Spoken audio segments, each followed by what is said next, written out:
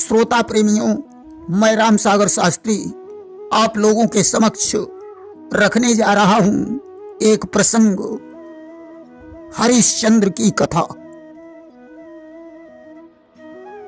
व्यास जी लिखते हैं, त्रय संकवो हरिश्चंद्रो विश्वामित्र वसिष्ठयो यन्निमित्तं भूद युद्धम पक्षिणोर बहुवार्षिकम। सूर्यवंश में राजा त्रिशंकु के पुत्र हरिश्चंद्र हुए, जिनके निमित्त विश्वामित्र और वशिष्ठ बहुत वर्षों तक पक्षी बनकर युद्ध करते रहे। हरिश्चंद्र का विवाह सोनप्रस्थ के राजा देवरात की पुत्री सैव्या के साथ हुआ था।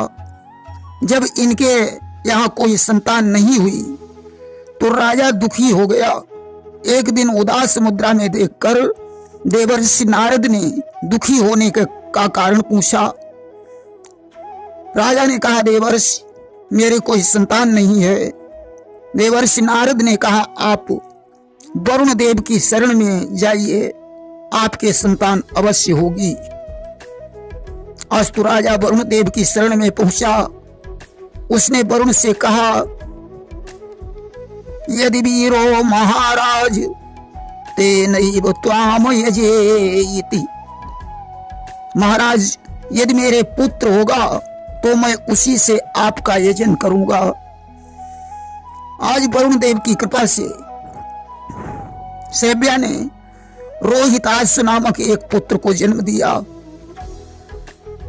पुत्र जन्म के पश्चात हरिश्चंद्र ने यजन नहीं किया। अब तो वह बहाने बनाकर समय को टालने लगे। उन्होंने पहले वरुण से कहा कि 10 दिन बाद यजन करूंगा। 10 दिन पूरे होने के बाद कहा बच्चे के दांत निकलने पर करूंगा। जब दांत निकल आए तो बोले ये दूध के दांत जब गिर जाएंगे तब यजन करूंगा। दूध के दांत भी गिर गए। तब कहा जब दोबारा दांत जमेंगे तब यजन करूंगा। जब दोबारा दांत जम आए तब उन्होंने वरुण देव से कहा जब बच्चे को कवच धारण कराऊंगा उसी दिन मैं यजन करूंगा। धीरे धीरे 12 वर्ष व्यतीत हो गए। व्यास जी लिखते हैं, रोहितस्तद विज्ञाय पितुः कर्म चिकीर्षितम् प्राणे प्रेप्सुर धनुष्पाणिर रणिम प्रत्यपद्यत। जब रोहिताश्व को इस बात का पता चला कि मेरे पिताजी मेरा बलिदान करना चाहते हैं, तब वो प्राणों की रक्षा के लिए हाथ में धनुष लेकर वन को चला गया। इधर वरुण देव ने रुष्ट होकर हरिश्चंद्र को जलोदर रोग होने का श्राप दे दिया। सज्जनों, रोहिताश्व 6 वर्ष तक वन में रहा। 7वें वर्ष उसे अपने पिता की बीमारी का पता चला। अस्तु वह घर वापस लौट रहा था। रास्ते में उसकी भेंट विश्वामित्र के भांजे अजीगर्त के पुत्र सुनाशेष से हो गई। रोहिताश्व ने उसे सारी कहानी बताई। सुनाशेष ने कहा, मैं 3 भाई हूं। पिताजी को बड़ा भाई प्रिय है और माता को छोटा भाई प्रिय है।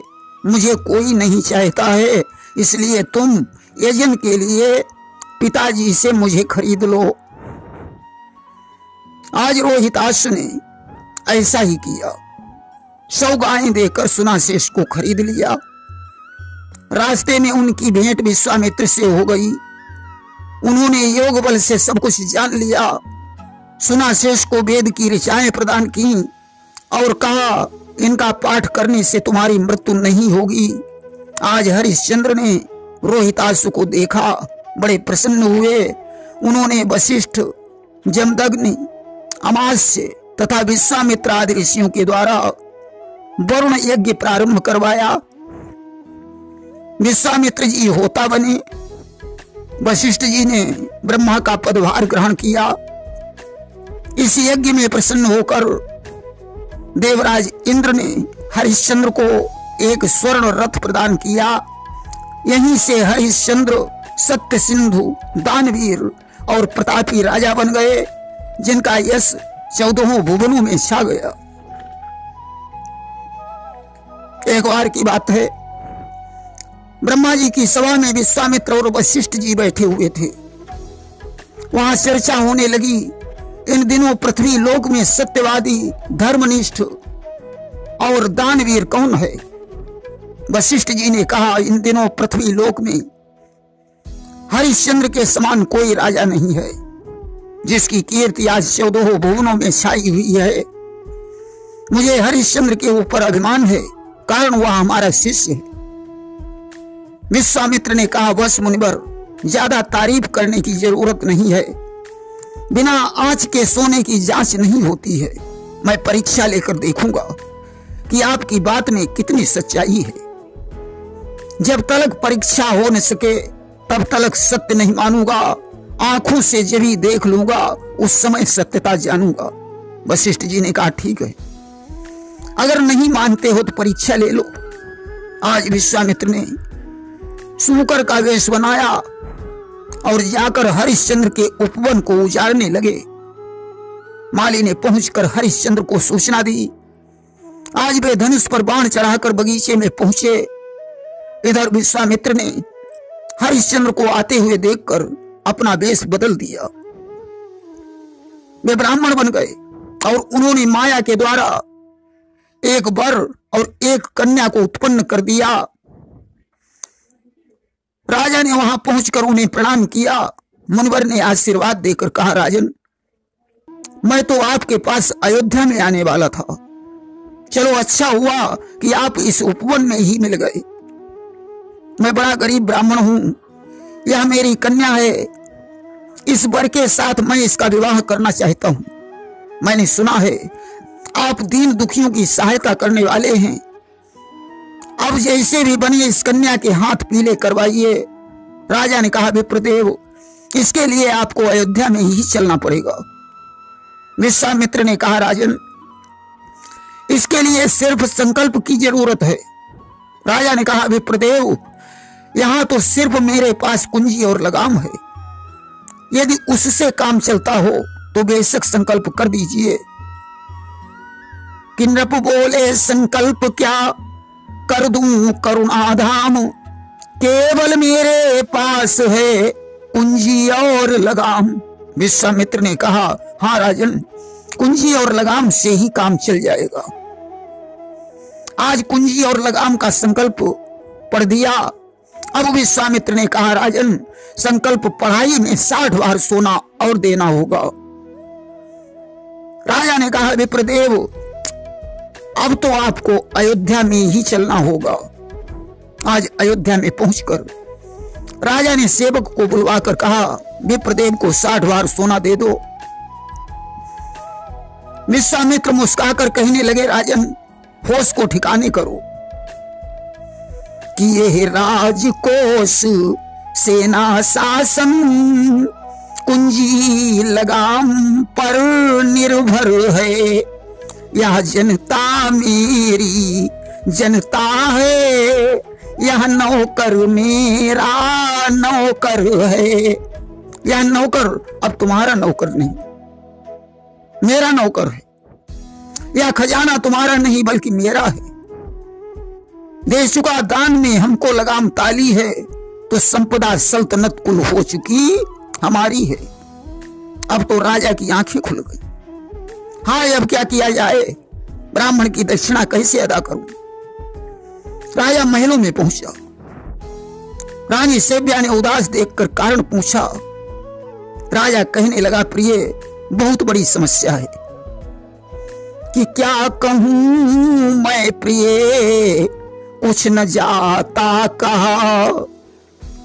आपदा एक है सिर पे आई हुई, पहले राजा था अब मैं भिखारी हुआ।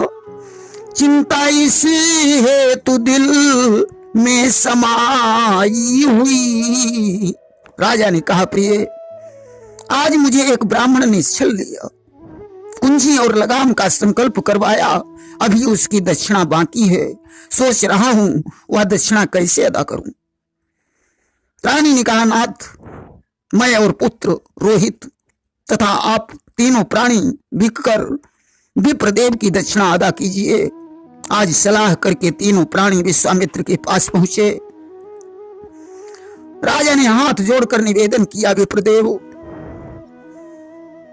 कोष पर शेष अधिकार न हो, पर शेष कुंवर अरुरानी हैं। हे महाराज, बेच दो कहीं, हाजिर हम तीनों प्राणी हैं। हम तीनों प्राणियों को बेचकर अपनी दक्षिणा अदा कीजिए। विश्वामित्र ने कहा, राजन, तुम्हें कहां बेचूं? सारी जमीन पर तुम्हारा अधिकार रहा। हरिश्चंद्र ने कहा, विप्रदेव, हमने सुना है काशी शिव के त्रिशूल पर बसी है। बसा रखी अलग दुनिया है शिव त्रिशूल पर काशी, वहीं बेचो करें जहां राज शंकर शंभु कैलाशी। विश्वामित्र ने कहा, राजन, यह बात तो ठीक है, काशी में बेच देंगे, परंतु तुम्हारे जैसे आराम बंदों को खरीदेगा कौन? इसलिए अब दक्षिणा की बात ही छोड़ो, मैं ऐसे ही लौट जाता हूं। राजा ने कहा, नहीं विप्रदेव, मैं बिना दक्षिणा के वापस नहीं जाने दूंगा। मैं जिसकी गुलामी करूंगा, मेहनत से करूंगा, राजसी ठाट को भूल जाऊंगा। कि बिक जाऊं पुत्र नारी बेचूं, दर दर के धक्के खाऊंगा, मिट जाऊंगा अधिकारों से, पर सत्य स्वधर्म निभाऊंगा। आज तीनों प्राणी राजसी बाना उतारकर काशी में बिकने के लिए चल पड़े। कि धीरज दे दुजिस के सहित कर भूमि को प्रणाम, तीनों प्राणी हर्षयुत चले काशी का धाम। आज अयोध्या को प्रणाम करके तीनों प्राणी विश्वामित्र के साथ काशी के लिए प्रस्थान करते हैं। कड़ी धूप पड़ रही है, मार्ग में कंकड़ पत्थर कांटे भी पड़ रहे हैं। रानी के पैरों में छाले पड़ गए, रोहिताश्व प्यास से मुरझा गया। विश्वामित्र ने कहा, राजन, कहीं छाया में बैठकर सस्ता लीजिए, पानी आनी पीकर पुनः प्रस्थान कीजिए। राजा ने कहा कि विश्राम शांति सुख शयन मान, ऋणधारी लेख नहीं सकते, पानी पीना तो दूर रहा, पानी को देख नहीं सकते। राजा ने कहा, मुनिवर, बिना दक्षिणा चुकाए हम न तो विश्राम करेंगे और न पानी पिएंगे। धीरे धीरे काशी की बाजार में पहुंच गए। तीनों प्राणियों ने शिवधाम काशी को प्रणाम किया।